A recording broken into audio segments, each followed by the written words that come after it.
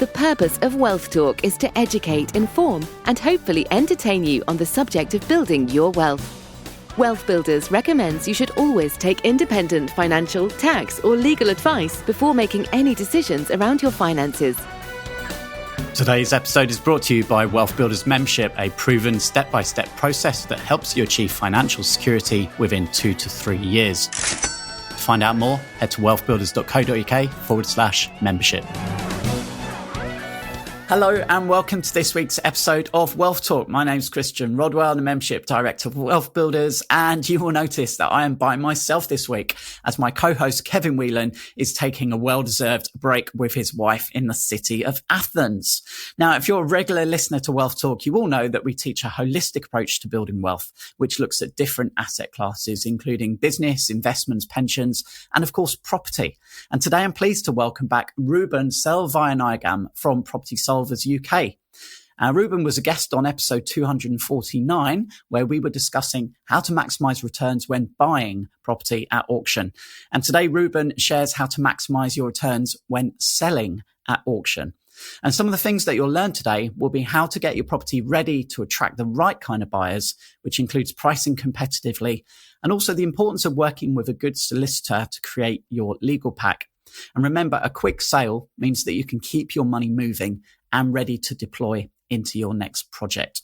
So if you'd like to find out more about how Wealth Builders help business owners and successful employees to create multiple streams of income, then head over to wealthbuilders.co.uk/membership for more information.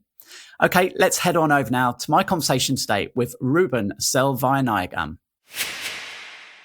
Ruban, welcome back to Wealth Talk. Good to have you on again. Thanks for having me, Christian. Appreciate it. It's no problem at all. And we had a really good conversation recently on the buyer's side. So how to maximize your returns when buying at auction. And today we're going to be looking at the seller's side. So how you can really maximize the sale of a property at auction. So let's get straight into it then, Ruban. What would be your advice for someone who's selling a property at auction to maximize their returns? What are the first things they need to think about? I would say you need to think about working with a good auction house, no names mentioned, but really an auction house that is going to maximize the amount of eyeballs that you're going to have in your property. So, an auction house that obviously works well in the industry for a good amount of time, has got results that they can show you, and also can get your property marketed in the best possible way, So, at Property Solvers, we've been running our auction house, for 4 years. And, we advertise properties not only on the kind of major portals like Rightmove, Zoopla, and all the kind of major ones that you kind of tend to kind of recognize as a buyer, but we also market properties on, kind of niche sites, like kind of property buyer sites. We've got our own LinkedIn group. We've got our own database of investors. So we're able to push properties out there.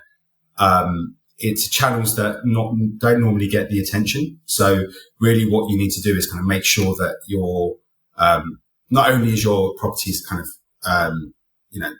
exposed in the right kind of way, but it also gets the right kind of reach. So going back to the start of the process, once a client agrees to sell their property with us, we would always make sure that we can get access to the property. So, for example, a lot of landlords are selling through us. What we would often say to them is that, look, we really need to get access to the property and get some good photos, get a good floor plan. We're doing things like virtual tours now and augmented reality tours and things like that. So it really is a case of us getting into the property, using a good photographer to bring out the most of the property, so it actually attracts a lot of buyers. Because as I mentioned in the last podcast, at the moment there probably are more sellers than there are buyers. So you really need to stand out. And that often means kind of making sure that all the photography and all the marketing material is put together well.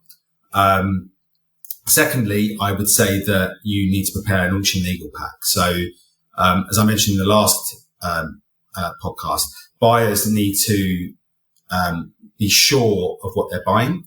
So I know a lot of buyers aren't really that conscious about looking at legal packs, but the diligent ones are going to be going through the legal pack with a fine-tooth comb, especially at the moment. So having that in place is quite crucial, in our opinion. So find a good solicitor.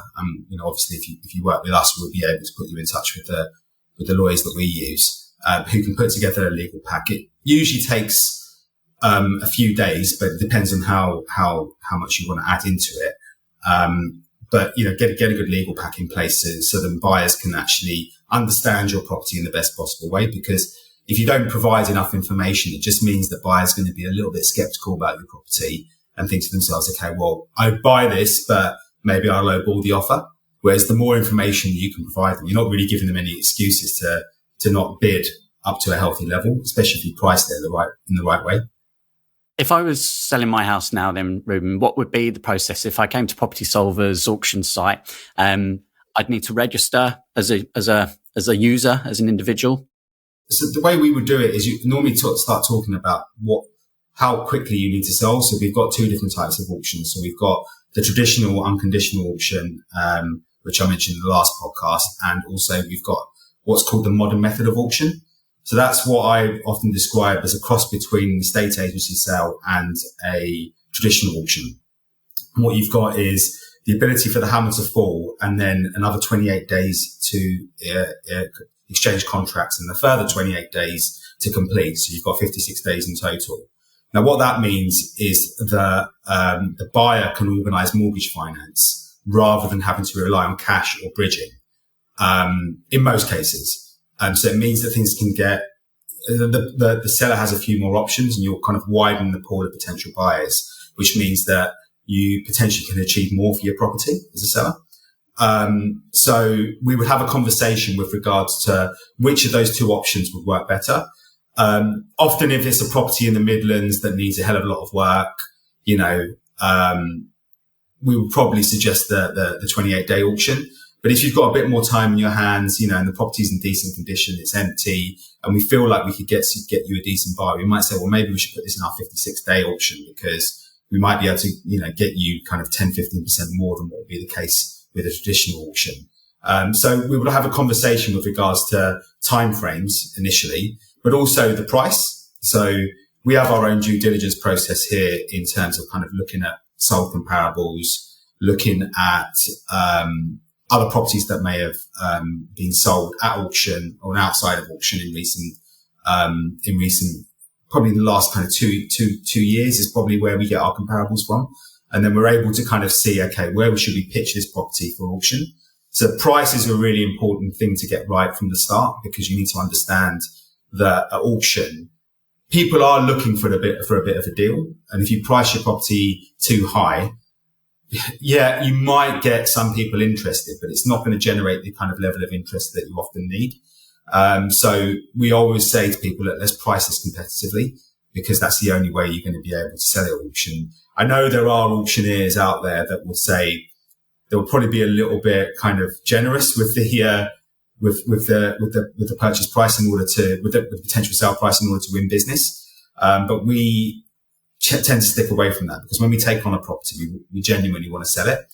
We don't really want to have to, put it back on the market and, go through a few auction cycles to be able to dispose of it because that's really a disservice to our clients. And also it tends to taint the property to a certain degree. So if you've put a property up for auction, hasn't found buyers, then a lot of the buyers are going to be thinking to themselves, okay, well, what's going on here with this property?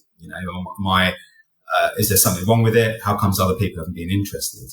But if you put a property up and then there's suddenly a bunch of people all interested, it tends to create that kind of FOMO effect where,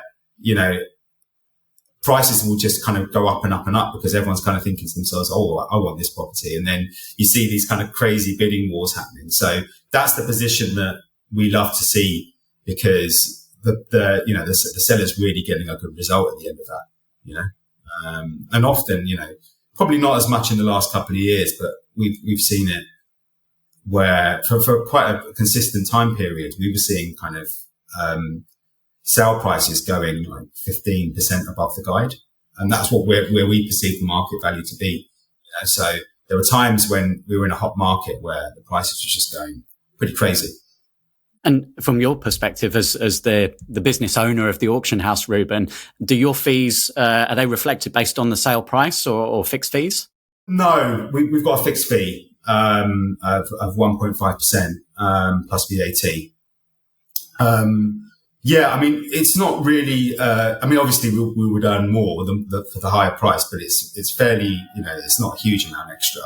Our job is really just to kind of get the price, at the highest price for the seller, because really they're our client, so, it's more of a kind of getting them a good result. And then obviously as an auctioneer, if you're achieving people better prices at auction, it's going to do you a lot of favors in terms of getting more auction business through the door, because people think to themselves, okay, well, these guys can really maximize what I achieve at auction, So for us, it's more about getting the price as high as we can for, as part of offering a good service to our seller clients. Now, in a traditional sort of property sale, you have an agent and you'd either accept an offer or not. Do you have a reserve when it comes to selling in auctions, or do you have to take whatever you get offered? No, yeah. We would agree a reserve price with the seller. That's not disclosed to buyers, so it's only between us and the seller. Buyers might try and find out what that is, but we're under no obligation to disclose it, and we wouldn't disclose it. And really that's kind of really the minimum price that the seller is willing to accept, So we would have that discussion with the seller and just kind of say, look, really, we feel that we can definitely achieve this kind of price for your auction, but obviously we will drive the price up as much as we can. But this is the price that, you may need to accept in order to get the sale over the line. And that's where we often have to spend a bit of time with the seller for them to understand that's, we're not trying to kind of, rip them off and kind of say, look, we want you to, sell at this price, because we feel that that's, where we would get our commission at the end of the day. We're genuinely pricing it at a level where we feel confident that it's actually going to sell. And by and large, it's going to surpass that, but we can never be sure. So we need to kind of come to an agreement with regards to what that price is going to be before we actually sign any kind of agreement to auction the property. That can be a bit of a challenge, because we all want to think that our properties are worth more than they are, but sometimes the market just teaches us a lesson. We've been buying and selling properties ourselves for almost 2 decades now. And, there are times when you think, okay, I think my property's worth 100. You put it on the market and the market just tells you, no, it's not. That's just the way it is, especially if a property needs work, or there are other issues with it. You need to sometimes just take a bit of a bite of reality and understand that, okay, sometimes property doesn't always go the way you want it to, that's just the bottom line. So sometimes you just got to be a bit realistic and say to yourself, okay, I'm going to sell it for this price. And it's a fine balance in trying to educate people to that fact.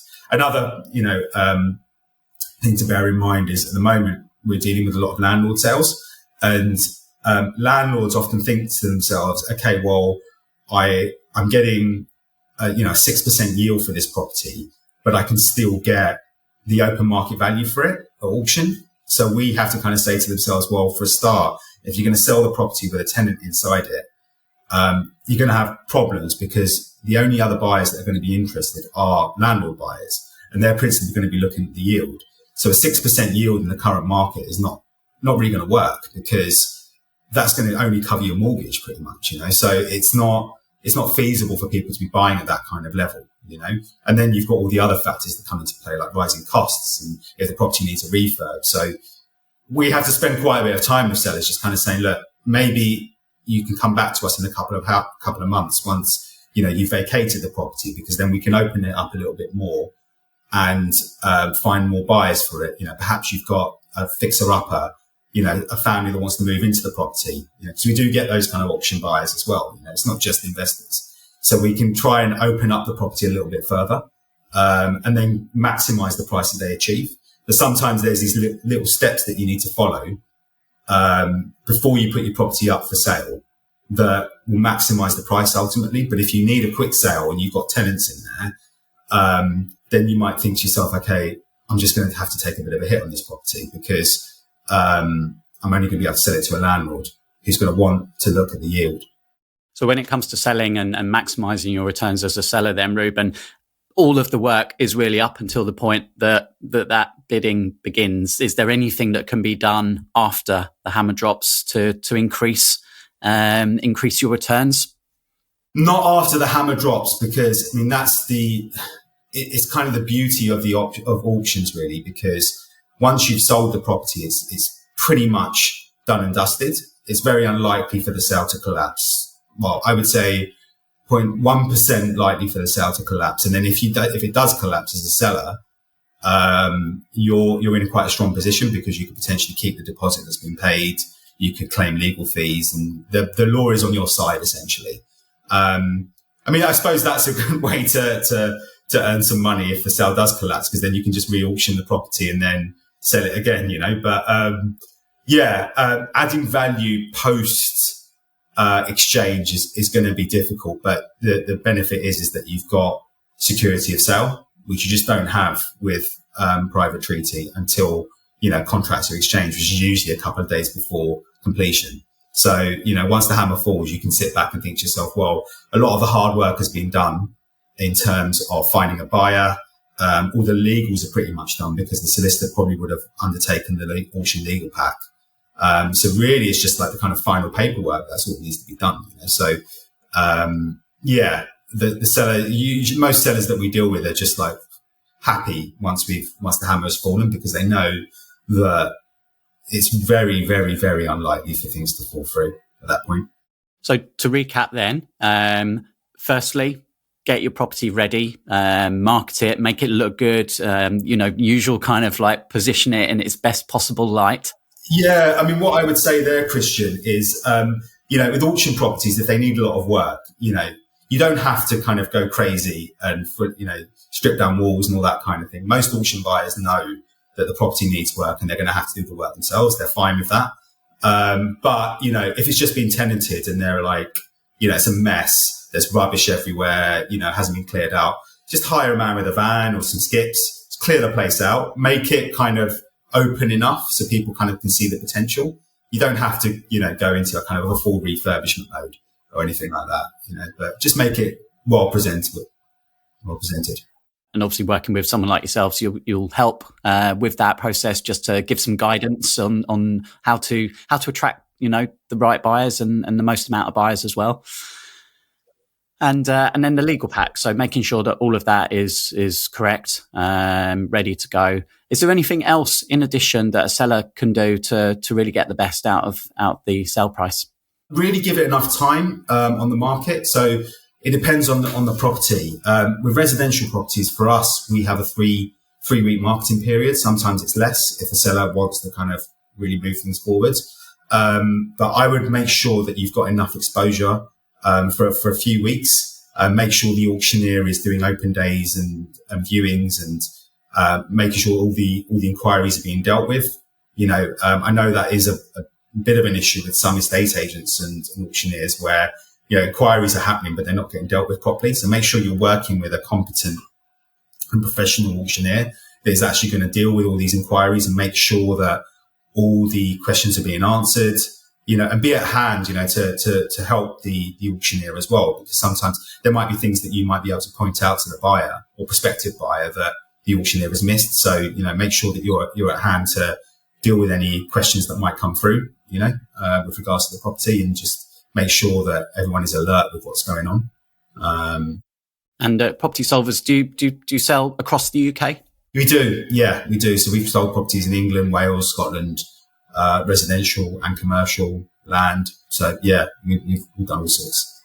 And if someone listening now, Ruben, would like to contact you, go online, find out a bit more about what you do, where's the best place for them to go? Yeah, if you Google us at Property Solvers Auctions, you'll find our website. You can put in a quick inquiry there. We've got a phone number there you can call through as well. Drop us a line. Happy to have a conversation with regards to, your selling objectives. We also offer a cash sale option as well. So if you're looking for a super quick sale, and you're willing to make a bit of a trade-off on the price, in return for speed, we can also discuss that option. Google Property Solvers and Property Solvers Auctions, and we'd be happy to help.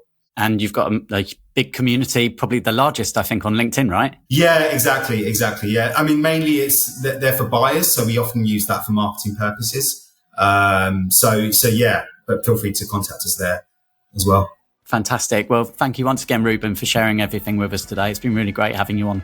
It's been a pleasure. Thanks for having me, Christian. We hope you enjoyed today's episode. Don't forget that we are constantly updating our resources inside the WealthBuilders membership site to help you create, build and protect your wealth. Head over to wealthbuilders.co.uk/membership right now for free access. That's wealthbuilders.co.uk/membership.